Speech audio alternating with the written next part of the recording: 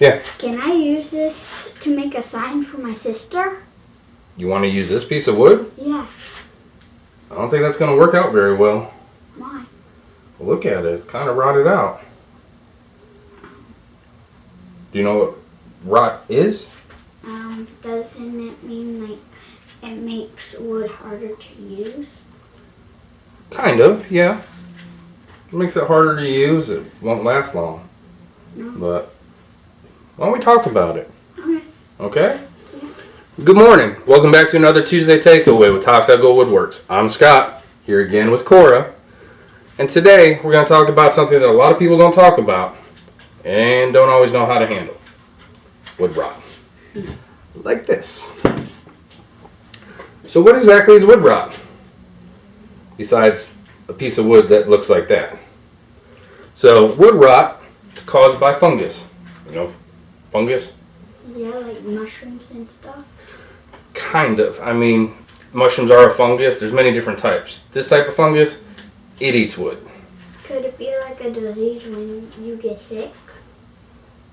Not necessarily. Fungus is kind of like us. We like to eat food to live. Fungus needs stuff to live. Some fungus likes wood. So what do you think fungus needs to actually live and needs to eat the wood? Well, it needs oxygen. Got to breathe. It likes to be warm. Fungus loves the warmth. It needs wood to eat. It's food. And water. And it needs moisture. Moisture is the biggest key. Biggest thing. A moisture content of 20% or more is the key to rot. If there's no moisture, the fungus go dormant, which means pretty much they go to sleep. So there's nothing to eat, so they hibernate.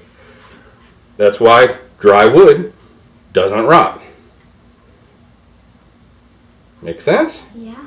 Okay. So there's two types of rot. There's brown rot and there's white rot. Brown rot is most known as dry rot. Like this. However, dry rot is misleading. Do you know why it's misleading? Because doesn't it need water to rot? Exactly. It still needs moisture. That started with moisture.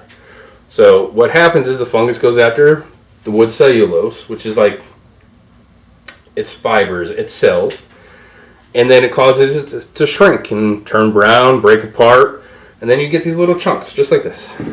See these little chunks? Yeah, they're coming off. They're coming off. That's what it turns into. And it spreads fast. It can even go through bricks, concrete, to get to the wood. That's why you need to have wood that is protected whenever it's touching concrete or comes in contact with moisture. There's also white rot, which is a fungus that breaks down both the cellulose and the lignin. You know what lignin is? No. Never heard of it? Funny word? No. Okay, it's not a funny word. Well, lignin is glue. So think of wood. Look at this piece of wood, right? Yeah. Think of it, best way to put it, think of it as straws. You have all these straws that are in line, right? Yeah, like in the packet when you open it. Yep, just like in a pack when you open it. Well, when you open that pack, there's no glue holding it, so when you open it, it falls apart, right? Yeah. Same concept with wood. The lignin is like the straws. It's what moves the liquid and things around. Well, not the lignin. The cellulose is like the straws. The lignin is the glue that holds those straws together. More straws make a stronger base, and then you end up getting wood. You get a tree. But if you have something that's eating it apart, so you get a fungus that wants to eat it apart, it's eating the fibers and it's eating the glue, and what you left with is a wood that's white or light gray, and it feels soft and spongy, sometimes stringy, like string cheese. Can't use that, right? You can't eat that either. No, you can't eat it. So, biggest question on this is, well, how do you stop it? How do you fix it? What do you do about it? First thing, you got to look at the color. There's a discoloration, a musty smell, sponginess if you poke at it. You sometimes can see the fungus on it. Here's an example. Look at it. This is rot, right? This is what normal wood looks like. See the difference in color? Take a quick whiff. How's that smell? Smells good? How's that? Doesn't smell that good. Doesn't smell good? Here's another thing. You can use an awl or a screwdriver. You can poke through it. See how I'm just poking through? Want to try it? Poke through. See how easy that is? Yeah. Now, try poking through on this. Not working very well, is it? A little harder. So, how do you fix it? You could keep it out of a wet climate or a really hot climate, or harsh climates like winter and rain and stuff. You're right, you could. However, not everyone's going to have the ability to keep this stuff out or storage space to go and take their outdoor furniture in, things like that. So what are ways to protect it? Well, you can't just slap paint on it and call it a day. Could you use hardening? You could. We'll talk about that in a second. Okay.